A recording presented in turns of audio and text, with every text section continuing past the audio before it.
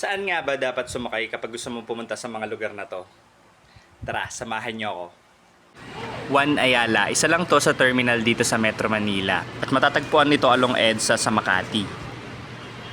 Ang terminal ay matatagpuan sa ground floor ng One Ayala Mall. So kung galing ka ng MRT, pasok ka muna dito. At maraming escalator pababa dito or hagdan.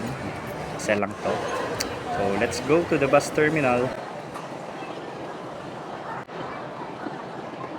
Bukod sa mga lugar along SLEX, meron din tong mga P2P buses sa iba't ibang lugar. At isa dito ay ang Katipunan Route. At kung gusto mo pa magpa-southbound ng EDSA, sakay ka lang dito sa EDSA Carousel. Dito yung pili, EDSA Carousel. Huwag kang mag-alala na mauubusan ka ng upuan kasi sobrang daming bus ng EDSA Carousel. Yan, paalis na kapagad kahit hindi pa puno.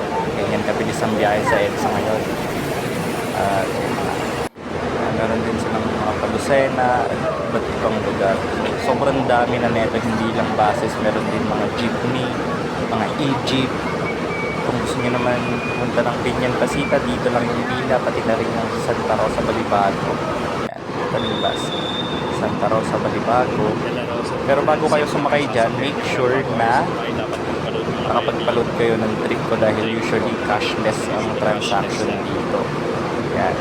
Kung wala naman, pwede naman kayong bumili.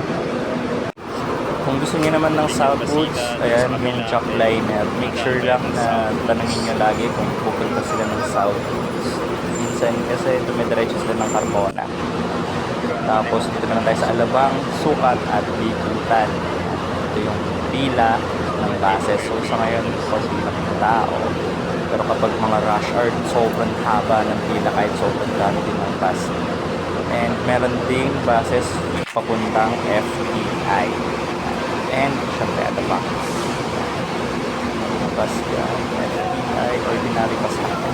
First time mo sa Metro Manila at hindi mo alam kung saan sasakay, ayan, comment mo lang kung saan mo gusto pumunta, try natin sagutin at kung saan ka dapat sumakay.